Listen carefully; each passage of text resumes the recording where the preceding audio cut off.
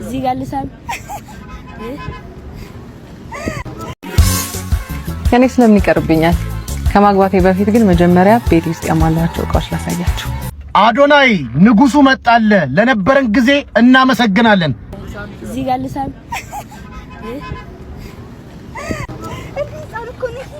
ችግር ከሚያምትመዝንበትን ቦታ ተለን ይመጣል። እዚህ ጋር ልሳም ስመለስ መዘናለው ችግር አለሽ ወንድም አለሽ ትልቅ ወንድም ተመለስ የምትመዝንበትን ቦታ ጥላው መጣ። አይ ችግር የለውም። እዚህ ያለ እዚህ ጋር እሺ ይመጭ እዚህ ጋር ከነኩ ጻና አንተ አይ እኔ ጻና አይደለም ችግር ድሮ ሰው የድሮ ሰው ነኝ እንዴ? የድሮ ሰው እኮ አትመስልም። አይ ይመስላል። እኔ ምን ነኝ ተኔ ወደድከኝ? እኔ አንቺ ፍቅር ይሻለው እዚህ ጋር ልሳም አንድ ሀሳብ ለማጋራት ነው አሁን ይሄን ቪዲዮ የምቀርጸው። ከሁሉ አስቀድሜ አንደኛ ጉንፋን ይዞኛል እና በየደቂቃው አፍንጫዬ ብነካካና ብልባችሁ ይቅርታ አድርጉልኝ። የጉንፋን እንትን ነው አም ጀስት እንትን ስታፍ ነኝ። በጣም ጉንፋን ነው። ክረምትም ነው አዲስ አበባ። ድምጽ ደግሞ ቢገባባችሁ ቤት ነኝ እየወጣሁ ነው እንዳልኳችሁ። ስለዚህ ልጆች አሉ ምናልባት ድምጽ ሊገባ ይችላል። ግን ቢያንስ ኦዲብል የሚሰማ ነገር ይመስለኛል የምለው ኮንሰርን ሐሳቤ ልናገርና እኔም ሹልክ ብዬ ልሄድ። በጣም የሚያሳስብ ሐሳብ አሁን ይሄ ማህበረሰብን የሚያደነዝዙ ነገሮች የምንላቸው ሊስቶች አሉ። እዚህ ከተማ ውስጥ አሁን የቸገረን ነገር ወጣቶች ደንዝዘውብናል። አንዳንድ ወጣቶች በተለይ ስራን ከመፈለግ ስራን ከመስራት አንጻር ስራ አለ የለም አገሪቱ ፖለቲሳይዝ እንዳታርጉት ስራ አለ የለም አገሪቱ ውስጥ የስራ እድል ነው እሱ ተከድኖ ይብሰል ይቅር ኖሮም አግኝተንም ግን አንዳንድ ጊዜ ወጣቶች ጠርተና ሹፍርና ስራ አግኝቼልሃለሁና እስቲ እንሞክር ምናምን ስትል በተለይ በተወሰነ እድሜ ሬንጅ ያሉና ይሄ ሶሻል ሚዲያ ላይ አንዳንድ እንትኖችን የሚከታተሉ ልጆች አይመጡልን። በቃ ሪል አይመስላቸውም። ግባት ሹፌርነት ሰርቻው ምን በስንት ዓመት ምን አገኛለሁ እንዴ? ከአንድ ብለህ ሰርተህ ጀምረህ ከዛው ለመኪናውን ትገዛዋለህ። ከፈለክ መልፋት እኮ አለብህ። ዝም ብለህ ተናግሽ ከምን ልትጀምር ፈልገህ ነው? እና መኪና ባለቤት ሊብሬሊስት መኪና ባለቤትነት የሚባል ስልክ ትጠብቃለህ እንዴ? ቅዠት። አዎ የሚጠብቁ አሉ። ባይዞይ ይሄ ማህበረሰብን ከማደንዘዝ ጋር የተያዙ ወጣቶች ጋር የሚያመጡብንን ችግሮች የተወሰነውን ነው ማድረግ የምፈልገው። ዋናውንና ትልቁን ይሄ የማህበራዊ ላይፍ ኮች አሰልጣኝ ምናምን የሚሉትን ሰዎች በሚመለከት ነው መናገር የፈለኩት። ያብሰለሰለኝም ጉዳይ እሱ ነው። በነገራችን ላይ ሁሌንም ያበሳጨኝ በቃ ይሄ ከተማ ውስጥ ያለውን የወጣቶቹን ነገር በሚመለከት እኔ አሁን ማህበረሰብን የሚያደነዝዙ ነገሮች አሉ ብዬ ማምናቸው ነገሮች አሉ። አንደኛ ናርኮቲክስ ለምን ይቆጣጠራል መንግስት? ናርኮቲክስ አደንዛዥ ነው። ናርኮቲክስ ማለት ናርኮቲክስን ከዓለም መንግስታት ጀምሮ የአሜሪካ መንግስት በለው በነ ኮሎምቢያና በነ ሜክሲኮ ሲታመስ በናርኮ ትራፊከሮች በመናምኖች ሲታመስ የነበረው ሶሳይቲውን ከናርኮቲክስ ከኮኬን ከምናምን ሱስ ለማዳን ነው። የተረፉትም ሀገሮች የሚቆጣጠሩት የኛም እንደፈረደበት ናይጄሪያን ኤርፖርት ተያዙ ምናምን የሚለው በዚሁ እንትን ነው። ናርኮቲክስ ወይም አደንዛዥ ማህበረሰብ ላይ የሚያመጣው ጉዳት ምንድነው ሲባል ግን ሁለት ነገር አለ። አንድ ፊዚካሊ የሚገለው አለ። እሱ አያሰጋም። ይሄ እንደ ነዊት ሊወስተር ኦቨርዶዝ ተወቅተው አመጣጥ ነው የሚወጉት። ብዙዎቹ ኦቨርዶዝ አይወጉም። አመጣጥ ነው የሚወጉት ሰዎች የሚሞቱት የቁም ሞት ነው የሚያሳስበን እንደ ማህበረሰብ እንጂ እነዛኞቹማ መቼም ዜሮ መንገድ ይዘዋል ሄደዋል እንደሚሆኑት ይሆናሉ። አሁን የቁም ሞት የሚሞቱት ማለት ምን ማለት ነው? ማህበረሰብ ውስጥ እንደዚህ አይነት ድንዛዜ በበዛ ቁጥር ማህበረሰብ ይዳከማል፣ ዜሮ ይሆናል፣ ባዶ ይሆናል። ባህል፣ እምነት፣ ወግ ምናምን ይሉት እርሱት። እንደ ሰውም ራሱ የነሆለለ በቃ እንደዚህ በቁሙ እንደው ሄደ በጣም ማተለው ሰው በጣም ብዙ ሰው ያፈራል። ናርኮቲክስ ማለት ነው። አሽሽ የሚያጨስ ሰው ካለ ተስፋ ይቆርጣል።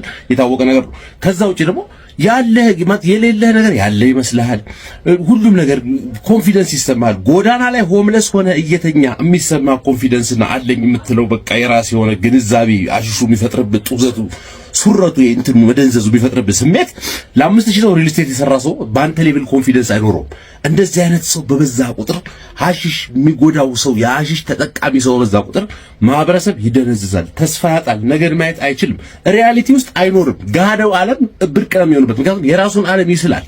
ላንተ ስታየው ግን ምንም ዩዝለስ መንገድ ላይ ተኝቶ አንተን አላሳልፍ አላስኬድ የሚልህ ሰው ነው የምታገኘው። የሚለምንም ይፈልጥ በቃ እንደዚህ አይነት ሰው የምታፈራው ሳምሃው እነሱ ሰዎች ሲበዙብህ ማህበረሰብ ይሞታል። አሁን እኛ ጋር ያለው ትልቁ ችግር ምንድነው? የሐሺሽ ቁጥጥር ብዙ እንትን አይደለም ምን ይላል። በዚሁ ልክ ይሄንን ማህበረሰብ ውስጥ ያለውን ድንዛዜ የሚፈጥሩ ሰዎች ሱፍ ለብሰው አዳራሽ ተከራይተው የኔን ያንተን ልጆች እህቶች ታናናሽ ወንድሞች ገንዘብ በሺዎች የሚቆጠር ገንዘብ አስከፍለው ልክ ሐሺሹ የሚፈጥርብን አይነት ነገር ጎዳና ላይ የተኛ 16 ቪላ ያለ የሚመስልን አይነት ስሜት ልጆች ውስጥ ይፈጥራሉ።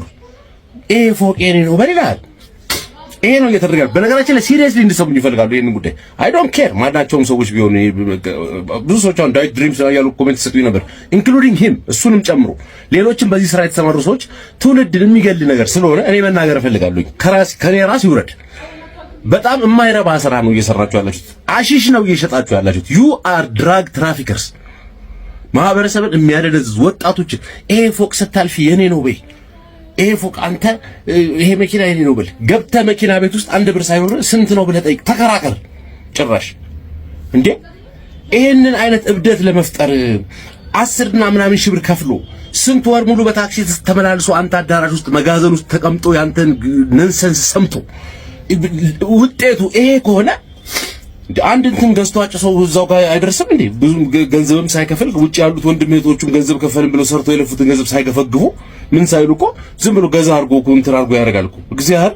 እውነት እንዴ አሁን እናንተ ምንድን ነው እየሰራችሁ ያላችሁ? ይቅርታ ጉንፋን ስለያዘኝ ምንድን ነው እየሰራችሁ ያላችሁ? ማህበረሰብ እያበረከታችሁ ያላችሁት ነገር ምንድን ነው? እንዴት የሰው ልጅ መሀይምነትን ያሰለጥናል ለልጆች? እንዴት የሰው ልጅ ተስፋ ማጣትን ለልጆች ያሰለጥናል? ሆፕለስነስ በአቋራጭ መክበርን የሰው ልጅ ገንዘብ ግዴታ አፈር መጋጥ የለብም። ኢትዮጵያውያን አባቶቻችን እኛ በእግራችን በባዶ እግራችን ነው የተማርነው ይላሉ እና አንዳንድ ሰዎች ይላሉ ግዴታ ሰፈር አድርጋ አይደለም ገንዘብ የሚገኘው ይላል። ስለዚህ ስረቅ ማለት ሰፈር ሳታረግ ሳትለፋ የሚገኝ ሀብት የለም። 100% እኔ ልንገርህ፣ ከመቶ ሰው አንድ ሰው የአባቱን ውርስ ሊወርስ ይችላል፣ ይጠጣበታል ግማሹ ሰው። ከዛች ከ1% ላይ ደግሞ 50% ግማሹ የ1% ግማሽ ይከስረዋል። ምክንያቱም አባቱ በህይወት እያለ ልጄ እንደዚህ ያለ እኔ እንጨት ቤት አይመጣም እኔ ብረት ቤት አይመጣም ለምን ይነካዋል እሱ እንትን ስኩል ይማር ምናምን ብሎ ያደርጋል። ሰውየው ሲሞት ስራውንም አታውቅም፣ ኢንተረስትም የለም። ብረት ለመቀጥቀጥ ስንት ያቆመውን ኢንዱስትሪ አንተ ሸጠ ከስረ ዜሮ ትገባለህ። የተረፈው ሰው የቤተሰቡን ሌጋሲ ሊያስቀጥል ይችላል። ስለነዚህ ሰዎች አናውራ። ከመቶ አንድ አይሞሉ 99% ሰው ግን ለፍቶ አፈር ግጦ ነው ሀብት የሚያካብተው። 16 18 ዓመት 19 ዓመት ከእናት ቤት ወጥተህ የማታውቅ ወጣት ገና ፎቅ የኔ ነው። ከየት አመተህ ነው ያንተ የሚሆነው? ከየት አባክ አመተህ ነው ያንተ የሚሆነው? እስቲ ንገረኝ እስቲ። ይሄን የሚያስተምሩና የሚያሰለጥኑ ክራባትን አስረ ዲስፕሌይ ለጥፈ ምናምን ድሪምስ ምናምን ዊንግስ ብለ ዲስፕሌይ ለጥፈ ለምን ልጆቻችን ተስፋ አስቆርጥ? እነዚህ ልጆች የሆነ ቀን ከዚህ የኔ ነው ጠይቂ ምናምን ከሚለው መንፈስ ሲወጡና እኔ ማን ነኝ ብለው ሲያስቡ ጓደኞቻቸው ትናንትና ሰፈር ውስጥ ትንሽ የኤሌክትሮኒክስ ምጣድ እንትናን ሲሰሩና የነበሩ ልጆች አድገው ተመንድገው ትልቅ ቺፍ ኤሌክትሪሻን ሲሆኑ ትልቅ መካኒክ ሲሆኑ በስነ ስርዓት በትክክለኛው ፓዝ ሄደው ህይወታቸው ሲለወጥ እነዚህ በየቀኑ ህንጻ ኪራይ እየጠየቁና መኪና ቤት እየገቡ እየጠየቁ ያሉት ልጆች ያን የነቁለት ራሳቸውን ያጠፋሉ። ሲጣርገው ነው የሚገሉት። ለእያንዳንዱ ሱሳይድ ደም እጅ ላይ አለበት። መንግስትም ይሄን መቆጣጠር መቻል አለበት። አሺሽ ሱፍ ለብሰው የሚሸጡ ሰዎችን መቆጣጠር አለበት። ዲስ አር ድራግ ትራፊከርስ። በትክክል ማህበረሰብ ደንዝዟል። በቃ በእነዚህ ሰዎች ልጆቹ ከአዳራሽ ሲወጡ አይቼው ነገር ያ ሁሉ ሰው ተበላሽቶ ሰው እንዴት የአእምሮ ብልሽትን ያሰለጥናል። ሰው አለኝ በል ምን አለ ይዞ መገኘት እኮ ነው አለኝ ማለት ዲስ አንድ አለ ብለህ አይደል የምንኖረው። መልፋት የለብህም ገንዘብ ለማግኘት አትራክት ታደርገዋለህ ምናምን። ምን አይነት መሀይም ነህ አንተ? እንደዚህ አይነት ትምህርት የምታስተምረው ሰውዬ እንዴ ከየት ነው የመጣው? ሰዎች በልፋት በስነ ስርዓት በሃርድሺፕ ተፈትነው ገንዘብን ማግኘትን ትክክለኛውን ፓስ ህይወትን መጋፈጥን ወጣቶች መማር አለባቸው። የ16 የ17 የ20 ዓመት ልጅ መማር ያለበት ሰርቶ ስለበሉት እንዴት አድርጎ ከትንሽ ስክራች ተነስቶ ትልቅ ይሆናል? እንዴት አድርጎ ከፍሬሽማን ተማሪነት ከደንባራ ፍሬሽማንነት ተነስቶ የፒኤችዲ ባለቤትና ማህበረሰብን የሚለውጥ ጥናት ሪሰርች ፐብሊኬሽን እንዴት በስንት መከራ ውስጥ አልፎ ይሰራል የሚለውን መማር አለበት። የሰው ልጅ እንዴት ከትንሽ የስሞል ቢዝነስ ቤት ውስጥ የሆነች ነገር በወረቀት እየሰራና የሆነች ነገር እየገጣጠመ የሆነች አርት ምናምን እየሰራ የሆነች ነገር ከመለጠፍና ፊደል በእጁ እየቀረጸ በምላጭ ማስታወቂያ እንዲህ በስፕሬይ እየነፋ ከመስራት ጀምሮ ትልቅ የማስታወቂያ ባለሙያ የዲጂታል አድቨርት ምናምን ዲስፕሌይ ቢልቦርድ ምናምን የሚያመርት ካምፓኒ ባለቤት እንዴት መሆን ይችላል? ኢት ቴክስ ታይም፣ ልፋት፣ መከራ፣ ውጣ ውረድ፣ መፈተን ይፈልጋል። በግል ህይወትን ከባስ ተሰላፊነት እንዴት ባለ መርሴዲስ እና ባለ BMW እና ባለ ዋቴቨር ይኮናል የሚለው ፕሮግረስ ነው። ዘጭ አትልም። ዛሬ ሃርድሺፕ አያስፈልግም ገንዘብ ለማግኘት ዌልዝ ለማግኘት እና ምንድን ነው የሚያስፈልገው? ሌብነት ነው የሚያስፈልገው። ያለ ሃርድሺፕ የተገኘ ገንዘብ ቅድም ካልኳቸው 1% ውጪ የሌባ ገንዘብ ነው። ሌባ ነህ አንተ። ይሄን የምታስተምረው ሰውዬ ድሪምህን እዛ ለራስህ ቀቅለህ ልበላው ትችላለህ። ብዙ ሰዎች ናቸው። ድሪም ስል በነገራችን ላይ ስለ አንድ ሰውዬ ብቻ ማውራ እንዳይመስላችሁ። ሺህ ስለሆኑ ነው። ሺህ በየሰፈሩ ምንም ፐርሰናል ነገር የለኝም ከሰውየው ጋር አላውቀው አያውቅኝ፣ ግን ይሰማኛል በጣም ሲጠፋ ህዝብ በጣም ህዝብ ሲጠፋ እዛ ሰልጥኛለሁ ያለ ሰው ባለፈው አንዱ ሳውራው እንዴት እንዳዘንኩ በቃ አትጠይቁኝ። ምንም አያውቅም እኮ ምንም የሚያውቀው ታሪክ ቅዠት ነው። በቃ ፖሲብል ነው ይላል። እኔ ምሳ እየጋበዝኩ እየከፈልኩ ፖሲብል ነው ትለኛለህ። አይኔን ነበር ማጥፋት። ፖሲብል ከሆነ አከፍልም እንዴ ገንዘቡን እንዴ? ወይልዝ ብታጨስስ ዝም ብለህ ገዝተህ ጊዜን ብትቆጥብ። አረ መንግስት ያለ አረ ሰው ያለ ግን አረ ሰው ያለ እኔ በጣም በቃ መረር አለኝ በቃ በዚህ ጉዳይ እና ይሄንን የሚያይ ሰው እንዴት የለም? በየቀኑ ተጋብዛችሁ እዛ መድረክ ላይ የግል ልምዳችንን አካፈልን የምትሉ ሰዎች እፈሩ። ብዙዎቻችሁ በጣም ግማሾቻችሁ ሲጀምር የግል ልምድም የላችሁ ህይወትም የረባ ህይወትም የላችሁ። እንኳን ለሰው የሚካፈል ቀርቶ ለራሳችሁ ቁጭ ብላችሁ በህይወታችሁ እንዲያረኩ ብላችሁ የምትነግሩት ራሳችሁ ለራሳችሁ የምትነግሩት ህይወት ራሱ የላችሁ ሲጀምር። ግማሽ ሙልጫል ሌባ ነህ ስተኛ ቅዠት ነው እንጂ ያለብህ ደህና ህልምም አታይም። የቀማው ገንዘብ የሰረቀው ገንዘብ የከለከልከው የሰራተኛ ደሞዝ የሚያቃዥ ሌባ ነህ ግማሽ። ይሄን እናቅል። የተወሰናችሁ ሰዎች ደግሞ ዝም ብሎ አሁን ያለው እብደት አፋጭቶላችሁ እንደው ፌመስ ለመሆን የሞከራችሁ ሰዎች ናችሁ እንጂ ወይ አልተማራችሁ ወይ ስራ አልሰራችሁ ወይ ምን አላላችሁ ልብስ ብቻ ናችሁ።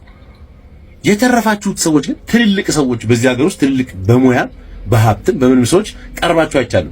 ምናልባት ሰውየውን ስለምታውቁት ሼም ይዟችሁ ስለጋበዛችሁ ቀርታችሁ ሊሆን ይችላል።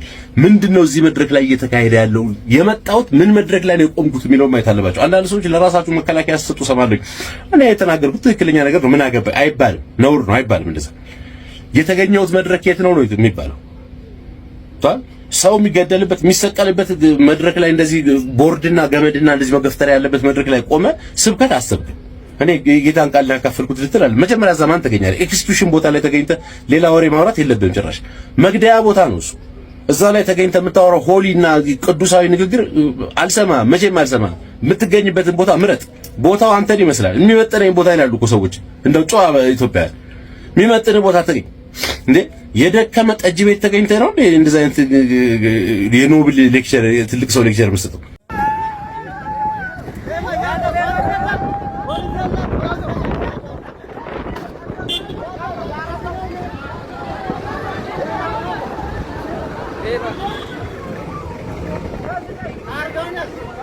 የባል ቤተሰብ ክፉዎች ናቸው የምትሉ ይህንን አዳምጡ።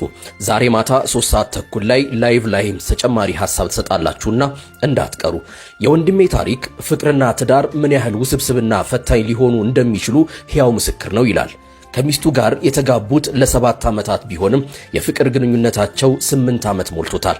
በእነዚህ ረጅም ዓመታት ውስጥ የሳቁበትም ያለቀሱበትም የተቃቀፉበትም የተገፋፉበትም ጊዜ ጥቂት አልነበረም። አሁንም በአንድ ጣራ ስር ናቸው። ነገር ግን ቤታቸው ውስጥ ያለው ሰላም እንደተሰነጠቀ ብርጭቆ በቋፍ ነው ያለው። ቢነኩት እንክት ነው። ትዳራቸው ከመጀመሪያውም ቢሆን በንቀት የተለወሰ ነበር። ሚስቱ እንደ ባሏ ሳይሆን እንደ ታናሽ ሰራተኛዋ ነበር የምትቆጥረው። ወንድነህ እንዴ የሚለው ኃይለ ቃል ከምላሷ አይጠፋም። ክብሩን እንደ ቅጠል የምትረግጠው ቃሏ ልቡ ላይ እንደ እሾህ ይሰካል። ትልቁ ስህተቱ ከሚስቱ ጋር ብቻ ሳይሆን ከሚስቱ ቤተሰብ ጋርም ትዳር የመሰረተ ያህል መሆኑ ነው። በመካከላቸው ያለው ሚስጥር፣ የቤታቸው ገመና፣ ሌላው ቀርቶ እሱ የላከላትን የፍቅር የጽሑፍ መልእክት እንኳ ከእናቷ ጋር ተቀምጣ ነበር የምታነበው። ትንሽ ጸብ እንኳ ብትነሳ ስልኳን አንስታ ለቤተሰቦቿ ትዘረግፈዋለች። እሳቱ ላይ ቤንዚን እንዲያርከፈክፉ ትጋብዛቸዋለች። ሁለቱም በየግል ስራቸው ላይ የተሰማሩ ቢሆኑም ለሱም ሆነ ለቤተሰቦቹ ያላት ክብር ከዜሮ በታች ነበር። በሚጣሉ ጊዜ ጥፋቱ የማንም ይሁን ማን እጁን ለይቅርታ የሚዘረጋው ሁሌም እሱ ነው። ይቅርታ የሱ ቋንቋ፣ ብንለያይ ግድ አይሰጠኝም ደግሞ የሷ መፈክር ነበር።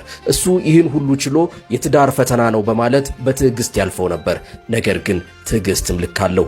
አንድ ቀን የወንድሜ ስራ ቀዝቀዝ አለ። የገቢ ምንጩ ለጊዜው ተቋረጠ። ለቤተሰቡ ደግፎ መቆም የነበረበት ወንድሜ ለ1 ሳምንት ያህል እቤት ለመዋል ተገደደ። ይህንን ችግሩን ሚስቱ በደንብ ታውቅ ነበር። አንድ ምሽት ገዝታ የመጣችውን አስቤዛ ፊት ለፊቱ ወለሉ ላይ በትና እኔ አንተን ላስተዳድር አልችልም ብላ ጮኸችበት። ቃሏ እንደ መዶሻ ልቡን ቀጠቀጠው። የወረወረችው አስቤዛ ሳይሆን አብረው ያሳለፉትን 8 ዓመት ፍቅራቸውን ኪዳናቸውን ነበር። እሱ ለአንድ ቀንም አጉድሎባት አያውቅም። በችግሩ ጊዜ ግን እሷ ጀርባዋን ብቻ ሳይሆን የቃላት መርዟንም ሰጠችው። በዚያሽ ቅጽበት ነገን ፈራሁ አለኝ። ፍቅሯ በገንዘቡና በጉልበቱ ላይ የተመሰረተ መሆኑን ተረዳ።